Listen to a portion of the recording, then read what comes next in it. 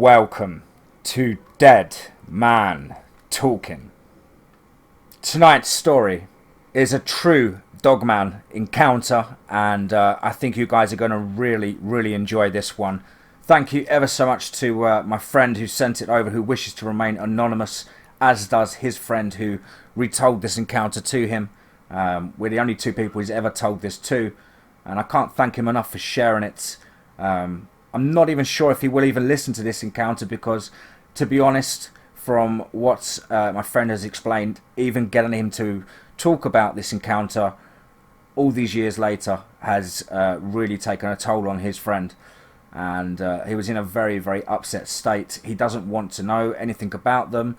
He doesn't want to hear anything or, even question what their origin is, anything like that. He wants absolutely nothing to do with Dogman. So he's been kind enough to share his experience. This man is both of them, should I say, are very experienced military folk from the RAF. 25 years of service, God bless them, to our country, and they've seen 3 tours of service in the Falklands and Operation Desert Storm, to mention a few. So very serious guys who are not shook up by absolutely anything. As he's explained, during combat, and very stressful times during service, his friend didn't show one weakness, one day of crumbling under the pressure that they obviously encountered. But when it came to recounting this Dogman encounter, it hit home and really shook him up to his core. He's never seen his friend like this. But without further ado, guys, this is a UK Dogman encounter set in Wiltshire, or as you Americans might say, Wiltshire. Hope you guys enjoy it. Of course, please do let us know down below what you think.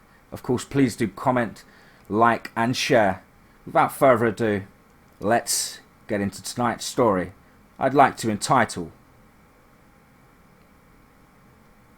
The Wiltshire Dogman, England. Let's get straight into that.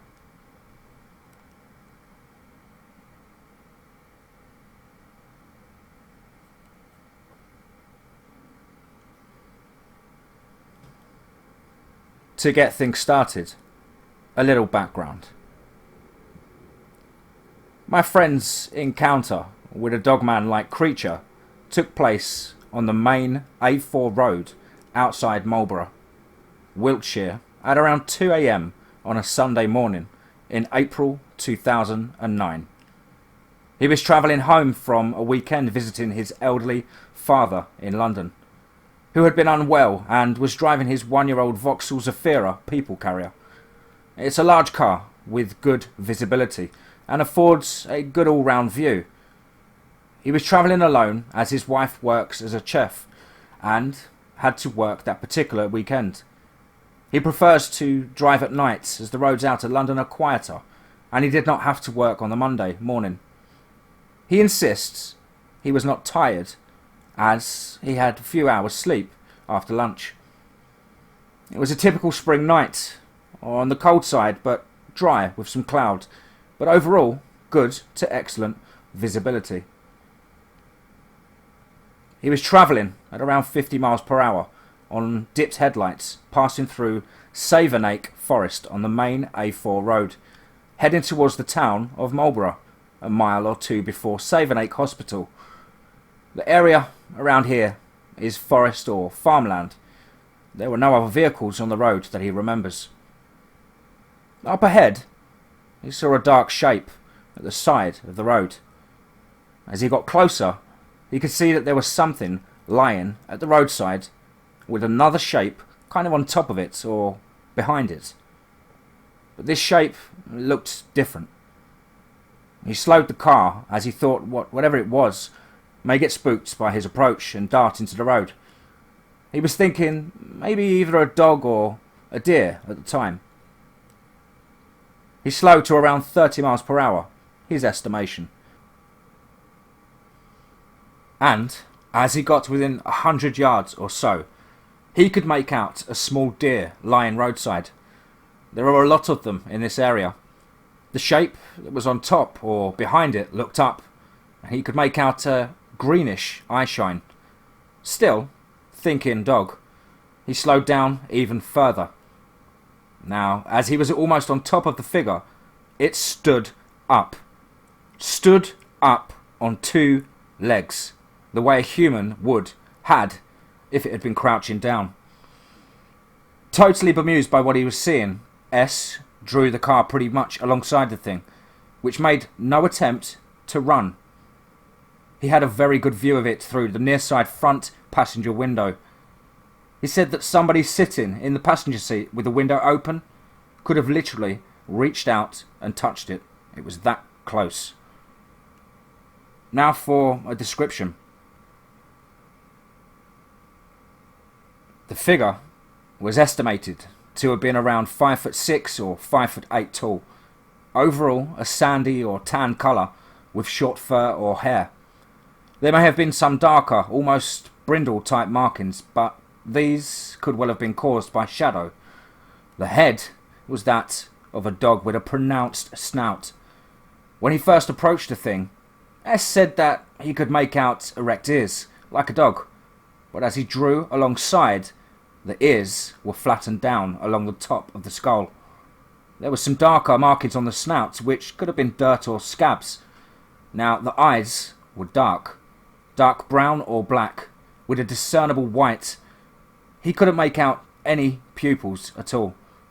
At no time did he see any teeth or tongue.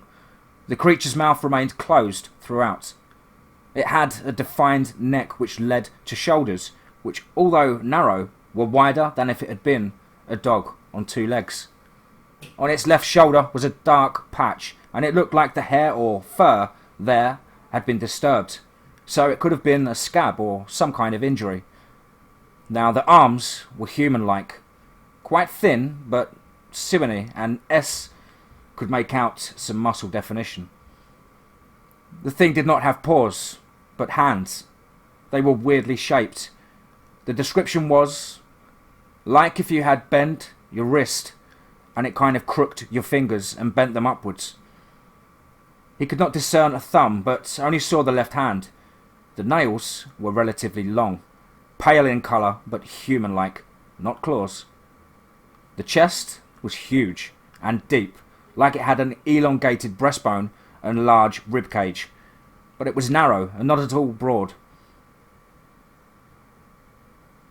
The chest tapered sharply to a very narrow waist, and the narrow but human-like hips.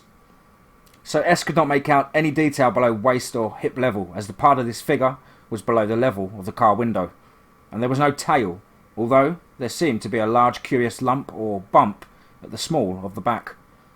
He couldn't make out any human buttocks, although on approaching the figure from the front initially, as it stood, he could, or he thought he could make out what possibly could have been human-like male genitals. The waist or stomach area may have been slightly lighter colour than the rest of the figure, or the hair may have been shorter there. Now for the encounter. S says he was in close proximity to the figure for maybe 20 seconds or so. He only saw the left side of it once he had drawn alongside, as it never turned to face him. Instead, it bent forward slightly and kind of cut its left eye towards him, which is when he saw clearly the white of its eye. I got the impression, thinking about it, that it was as curious and wary about me as I was of it, said S. Something was wrong. I had the impression that neither of us should have been there to see each other, if you know what I mean. When I asked him if he ever felt in danger, he replied, no, strangely, I didn't. Not at the time. I just felt a real sense that something was very wrong. Somehow. That what I was seeing should not have been there, or that I should not have been there to see it. I know it sounds mad, but I kind of feel guilty for having seen that thing. I'm not sure why, but looking back, I think things may have possibly been different had I got out of the car. As long as I stayed in the box, it probably knew I wasn't an immediate threat to it. S never heard the thing make any noise. although the CD player in the car was still playing, as my friend had not given thought to turning it off. He jokes, "I thought I could hear something whimpering, whining noises, but then I realised they were coming from me." The figure raised its left hand and kind of wiped or brushed at its muzzle, not slowly, but not rushed either, while still looking sideways into the car at my friend. S decided enough was enough and went to pull away. However, he had placed his automatic gearbox in neutral and succeeded only in revving the engine hard. With that, the creature suddenly sprang and bolted off into the undergrowth. As S preparing to pull out of there, he was looking ahead, so only saw a brief glimpse out of the corner of his eye as the creature made off, so there was no additional details, although he said it had shot off damn much faster than any deer would have been able to. He described its movement and speed almost cat-like. Post-encounter, S continued his journey until he reached the town of Marlborough, a few miles along the road. Once there, he pulled up on the main high street, which was well lit. "I sat in the car shaking," he says.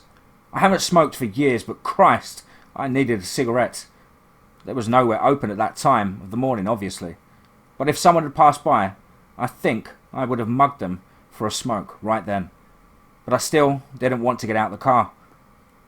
There is a police station in town, and S did think about going there to report it, but without physical proof, and could not face the questions and possible ridicule that would inevitably, in his mind, follow. Instead, after about 20 minutes, he continued his journey home. He didn't go to bed that night. He didn't sleep at all. The next morning, his wife told him he looked terrible and asked him what was wrong.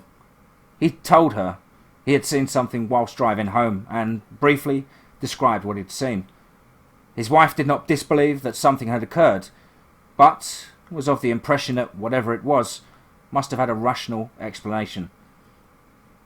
S is adamant that what he saw was a flesh and blood creature that has no rational explanation and has no place in the native fauna of the UK, or anywhere else for that matter. It's now nearly 10 years later. He still refuses to drive that road at night. A testimony to my friend S. I had the honour to serve alongside this gentleman for nearly 20 years in the RAF. Together, we saw 3 tours of active duty, including the 1982 Falklands conflict and Operation Desert Storm in 1991. We remain firm friends after 35 years. To me, his honesty, sobriety and integrity is beyond reproach, and I believe him totally and without question. He talks of this only to me, a trusted comrade, a very reluctant one at that, of senior NCO rank. He was one of life's hard bastards back in the day. Very little fazed him during our service, but he becomes visibly upset when talking about this. I have no doubt in my mind that he is telling the absolute truth. Sincerely, Anonymous.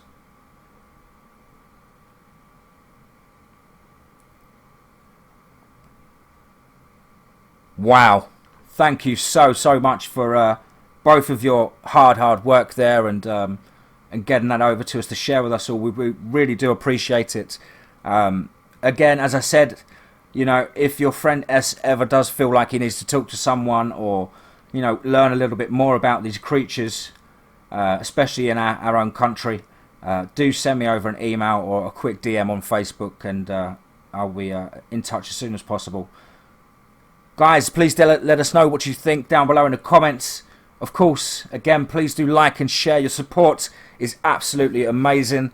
We're about 9 or 10 subscribers away from 3,000 subscribers.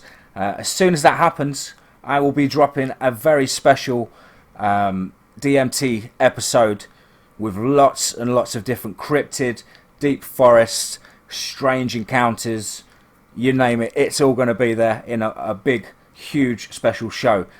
Make sure you stick around for that. As ever, guys, remember, be safe, not sorry.